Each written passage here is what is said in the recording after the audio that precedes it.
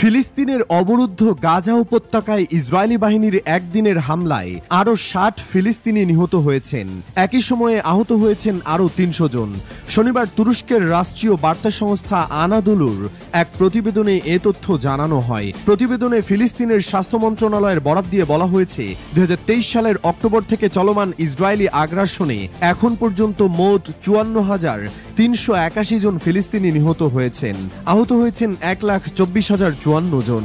শনিবার দেওয়া এক বিবৃতিতে স্বাস্থ্য মন্ত্রণালয় জানায়, গত ২৪ ঘন্টায় গাজার বিভিন্ন হাসপাতালে আরও ৬০টি মরদেহ পৌঁছেছে। একই সময়ে নতুন করে আহত হয়েছেন আরও ২৮৪ জন।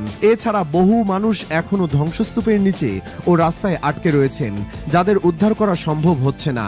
২০২৩ সালের ৭ অক্টোবর হামাস ইসরায়েলের দক্ষিণাঞ্চলে আকস্মিক হামলা চালিয়ে প্রায় ১২০০ জনকে হত্যা এবং ২৫১ জনকে জিম্মি করে। এর জবাবে ওই দিন থেকে গাজায় পূর্ণমাত্রায় সামরিক অভিযান শুরু করে ইসরায়েলি বাহিনী। টানা ১.৫ বছরের বেশি সময় ধরে চলা এই সংঘাতে আন্তর্জাতিক চাপের মুখে ২০২৪ সালের ১৯ জানুয়ারি উভয় পক্ষ একটি যুদ্ধবিরতিতে সম্মত হয়। তবে ওই যুদ্ধবিরতির মেয়াদ শেষ হওয়ার আগেই ১৮ মার্চ থেকে আবারও নতুন করে গাজায় সামরিক অভিযান শুরু করে ইসরায়েলি প্রতিরক্ষা বাহিনী আইডিএফ। এই দ্বিতীয় দফা অভিযানে এখন পর্যন্ত আরও ৩,৮২২ জন ফিলিস্তিনি নিহত ও ১১,০০০ আহত হয়েছেন।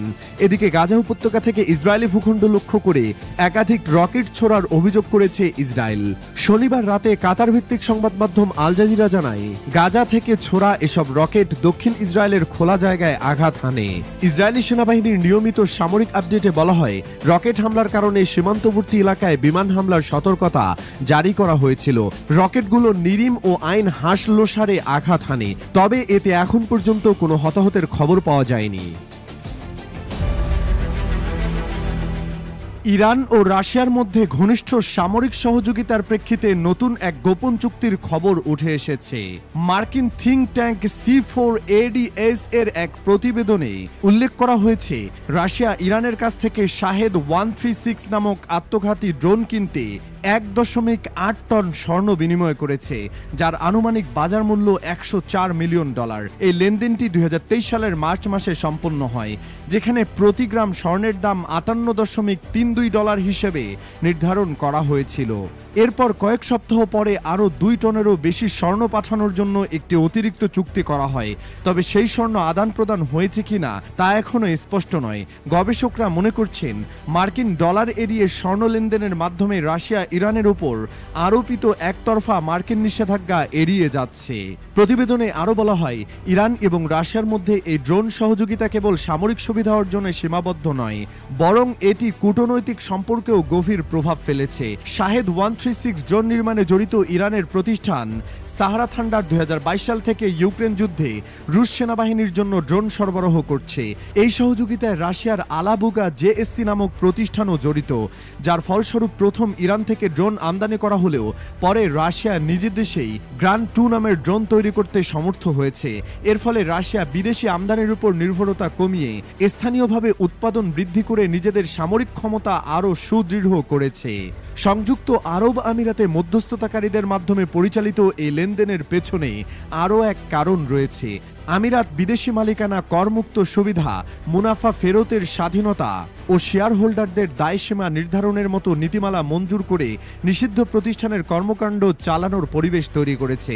যুক্তরাষ্ট্র সরকারের পক্ষ থেকে ২০২৪ সালের এপ্রিলে সাহারা থান্ডারকে নিষিদ্ধ ঘোষণা করা সত্ত্বেও এ ধরনের নিষেধাজ্ঞার বাস্তবে কোনো কার্যকর প্রভাব পড়েনি বলে C4ADC এর দাবি করে, বরং এর ফলে ইরান ও রাশিয়ার সামরিক সহযোগিতা আরও গভীর হয়েছে। পশ্চিমা পর্যবেক্ষকদের মতে, ইউক্রেনে ড্রোন হামলার পরিমাণ বেড়ে যাওয়ায় রাশিয়ার স্বল্প ব্যয়ে উৎপাদিত ড্রোনগুলোর ভূমিকা ব্যাপকভাবে বৃদ্ধি পেয়েছে। গত ২০২৫ সালে কিয়েভে প্রতিদিন গড়ে ১০০টিরও বেশি ড্রোন হামলা চালানো হচ্ছে এবং একদিনে সর্বোচ্চ ৩৫০টি ড্রোন হামলা রেকর্ড করা হয়েছে। ইউক্রেনের প্রেসিডেন্ট ভলোদিমির জেলেনস্কি এই পরিস্থিতিতে সতর্কবার্তা দিয়েছেন, বলেন, রাশিয়া প্রতিদিন ৩০০টিরও বেশি ড্রোন উৎপাদনে সক্ষম, অথচ ইউক্রেন প্রতিদিন সর্বোচ্চ ১০০টি ড্রোন তৈরি করতে পারে। শাহেদ 136 ড্রোন, যা কামিকাজে বা মপেড ড্রোন নামেও পরিচিত, যা একটি কম খরচে নিম্ন প্রযুক্তির ড্রোন। এগুলো স্বল্প খরচে ব্যাপক ক্ষতি সাধনে সক্ষম এবং একসাথে দলবদ্ধ আক্রমণের জন্য আদর্শ। প্রতিটি ড্রোন ধ্বংস করতে পশ্চিমা দেশগুলোকে মিলিয়ন মিলিয়ন ডলারের ক্ষেপণাস্ত্র ব্যয় করতে হচ্ছে, যেখানে শাহেদের দাম মাত্র 20 থেকে 50,000 ডলারের মধ্যে। বন্দর একটি রাষ্ট্রের অর্থনীতি, নিরাপত্তা ও সার্বভৌমত্বের গুরুত্বপূর্ণ অংশ। এটি যেমন একটি দেশের প্রবেশদ্বার হিসেবে কাজ করে, তেমনি আন্তর্জাতিক রাজনীতিতেও গুরুত্বপূর্ণ ভূমিকা পালন করে। বিশেষ করে কৌশলগত অবস্থানের কারণে চাবাহার, গোয়াদর, হাম্বানটোটা কিংবা ওডিশার মতো বন্দরগুলো আজ বিশ্ব রাজনীতির কেন্দ্রবিন্দুতে পরিণত হয়েছে। এসব বন্দর ঘিরে পরাশক্তিগুলোর মধ্যে চলছে প্রভাব বিস্তার ও কর্তৃত্ব প্রতিষ্ঠার প্রতিযোগিতা। সব মিলিয়ে বলা যায়, আধুনিক বিশ্বে বন্দর কেবল আমদানি রপ্তানির কেন্দ্র নয়, বরং কৌশলগত, সামরিক ও ভূরাজনৈতিক শক্তি অর্জনের হাতিয়ার। যে রাষ্ট্র যত বেশি কৌশলগত বন্দর নিজের নিয়ন্ত্রণে আনতে পারে, বিশ্ব রাজনীতিতে তার প্রভাব তত বেশি বাড়বে। বিশ্বে নিজের আধিপত্য প্রতিষ্ঠা এবং প্রতিদ্বন্দ্বিতাকে মোকাবেলা করতে সামরিক ও কৌশলগত গুরুত্বপূর্ণ বন্দরে বিনিয়োগ করছে অনেক দেশ। এর মধ্যে চীন উল্লেখযোগ্যভাবে এগিয়ে গেছে। বেল্ট অ্যান্ড রোড ইনিশিয়েটিভের অংশ হিসেবে চীন একের পর এক বন্দরে বিনিয়োগ করে শুধু অর্থনৈতিক নয়, সামরিক প্রভাবও বাড়াচ্ছে। কিন্তু এই বিনিয়োগ অনেক সময় স্বাগতিক দেশগুলোর জন্য ঋণের ফাঁদ হয়ে দাঁড়ায়। এর বড় উদাহরণ শ্রীলঙ্কার হাম্বানটোটা সমুদ্র বন্দর। চীনের অর্থায়নে নির্মিত এই বন্দরের জন্য কলম্বো সরকার উচ্চ সুদে বিশাল ঋণ নেয়। পরে ঋণ পরিশোধে ব্যর্থ হয়ে চীনের রাষ্ট্রীয় কোম্পানির কাছে বন্দরের নিয়ন্ত্রণ 99 বছরের জন্য লিজ দিতে বাধ্য হয়। এরপর থেকেই ভারত ও যুক্তরাষ্ট্র এ নিয়ে উদ্বেগ প্রকাশ করে আসছে। বিশেষ করে সেখানে চীনা সামরিক জাহাজের উপস্থিতি নিয়ে দিল্লি সরব হয়, যদিও বেইজিং সেসব জাহাজকে গবেষণার নৌযান বলে দাবি করে। কিন্তু আসলে চীন ভারত মহাসাগরে সামরিক উপস্থিতি ও প্রভাব ধরে রাখতে এই বন্দরটিকে ব্যবহার করছে বলে বিশ্লেষকরা মনে করেন। পরে শ্রীলঙ্কাও এর কৌশলগত ভুল স্বীকার করে। বিশ্বজুড়ে এখন বন্দর আর কেবল অর্থনৈতিক সুবিধার কেন্দ্র নয়, এটি রাজনৈতিক ও সামরিক কৌশলের অংশ হয়ে উঠেছে। বিদেশি কোম্পানির মাধ্যমে বন্দর পরিচালনা অনেক সময় মালিকানা ও কর্তৃত্বের জটিলতায় পড়ে। বন্দর যখন কৌশলগত দিক থেকে গুরুত্বপূর্ণ হয়, তখন বিদেশি মালিকরা বড় ঝুঁকি তৈরি করে। উদাহরণ হিসেবে 2018 সালে চীনের রাষ্ট্রীয় প্রতিষ্ঠান কসকো শিপিং হংকং ভিত্তিক ওরিয়েন্ট ওভারসিজ লিমিটেড অধিগ্রহণ করতে চায়, কিন্তু এতে যুক্তরাষ্ট্র আপত্তি তোলে। যুক্তরাষ্ট্রের হোমল্যান্ড সিকিউরিটি ডিপার্টমেন্ট শর্ত দেয় যাতে লং বিচ কন্টেইনার টার্মিনাল চীনের হাতে না যায়। পরে ওরিয়েন্ট ওভারসিজ তৃতীয় পক্ষের কাছে এই টার্মিনাল বিক্রি করতে বাধ্য হয়। এটি ছিল যুক্তরাষ্ট্রের গুরুত্বপূর্ণ কন্টেইনার বন্দরগুলোর একটি। বন্দর দখলের মাধ্যমে ভূরাজনৈতিক আধিপত্য বাড়ানোর এই প্রবণতা এখন লাতিন আমেরিকাতেও স্পষ্ট।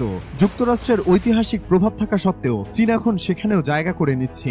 এরই অংশ হিসেবে পেরুর চাংকাই বন্দরে উদ্বোধন করে চীন। পেরু সফরের সময় চীনা president Xi Jinping Asia Pacific economic cooperation APEC সম্মেলনে অংশ নিলেও মূল নজর ছিল চাংকাই বন্দরের উপর। বিশ্লেষকদের মতে, যুক্তরাষ্ট্র তার প্রতিবেশী দেশগুলোর প্রয়োজনকে দীর্ঘদিন অবহেলা করায় এখন চীন সেখানে শূন্যস্থান পূরণ করছে।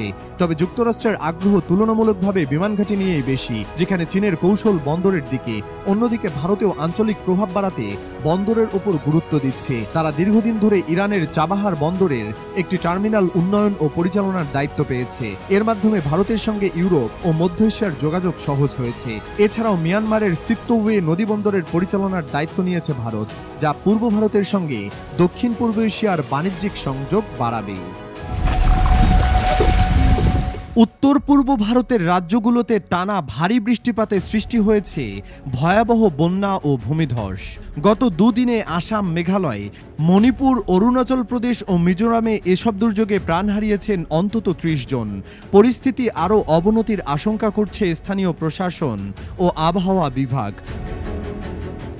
রোববার ভারতীয় সংবাদ মাধ্যম এনডিটিভির এক প্রতিবেদনে জানানো হয়, লাগাতার বৃষ্টিপাতে উত্তর পূর্বাঞ্চলের বিস্তীর্ণ এলাকায় স্বাভাবিক জনজীবন বিপর্যস্ত হয়ে পড়েছে। সবচেয়ে বেশি ক্ষতিগ্রস্ত রাজ্যগুলোর মধ্যে রয়েছে আসাম, অরুণাচল প্রদেশ, মেঘালয়, মণিপুর এবং মিজোরাম। আসামের রাজ্য দুর্যোগ ব্যবস্থাপনা কর্তৃপক্ষ এএসডিএমএ জানিয়েছে, রাজ্যের 12টি জেলায় প্রায় 60,000 মানুষ ক্ষতিগ্রস্ত হয়েছেন। প্রতিনিয়ত বিভিন্ন এলাকায় নতুন দুর্ঘটনার খবর আসছে এবং মৃত্যু সংবাদ বাড়ছে। কামরূপ মেট্রোপলিটন জেলায় গত 24 ঘন্টায় ভূমিধসে মারা গেছেন 5 জন। রাজ্যের নগর উন্নয়ন মন্ত্রী জয়ন্ত মল্ল বড়ুয়া জানিয়েছেন, গুয়াহাটির বন্ডা এলাকায় ভূমিধসে নিহতদের মধ্যে রয়েছেন ৩ নারী। অরুণাচল প্রদেশে ভূমিধস ও হঠাৎ সৃষ্ট বন্যায় প্রাণ হারিয়েছেন অন্তত ৯ জন। ইস্ট কামেং জেলায় ২টি পরিবারের ৭ জন সদস্য একসঙ্গে নিহত হন। ভূমিধসের সময় তাদের গাড়ি রাস্তা থেকে ছিটকে পানির স্রোতে ভেসে যায়। আবহাওয়া অধিদপ্তর আসাম সহ উত্তর পূর্ব ভারতের বিভিন্ন অঞ্চলে রেড, অরেঞ্জ এবং ইয়েলো অ্যালার্ট জারি করেছে। নতুন করে বৃষ্টিপাত ও ভূমিধসের আশঙ্কা রয়েছে। গুয়াহাটিতে শুক্রবার রেকর্ড পরিমাণ ১১১ মিলিমিটার বৃষ্টি হয়েছে, যা গত ৬৭ বছরের মধ্যে সর্বোচ্চ। এর ফলে শহরের বিভিন্ন এলাকা জলমগ্ন হয়ে পড়ে এবং ব্রহ্মপুত্র সহ গুরুত্বপূর্ণ নদীগুলোর পানি বিপদসীমার কাছাকাছি পৌঁছে গেছে। এদিকে সিকিমেও দুর্যোগ পরিস্থিতি তৈরি হয়েছে। শনিবার রাতে মেঘ ভাঙা বৃষ্টিতে উত্তর সিকিমের তিস্তা নদীর পানি হঠাৎ বেড়ে যাওয়ায় লাচুং ও লাচেন এলাকার সঙ্গে যোগাযোগ সম্পূর্ণ বিচ্ছিন্ন হয়ে পড়েছে। প্রায় ১৫০০ পর্যটক ওই এলাকায় আটকে পড়েছেন বলে জানিয়েছে প্রশাসন। তাদের উদ্ধারে কাজ করছে পুলিশ ও বিপর্যয় মোকাবেলা বাহিনী। আবহাওয়া অধিদপ্তরের মতে আগামী কয়েকদিন এই অঞ্চলে আরও ভারী বৃষ্টিপাত হতে পারে, ফলে পরিস্থিতি আরও ভয়াবহ রূপ নিতে পারে বলে সতর্কতা জারি করা হয়েছে।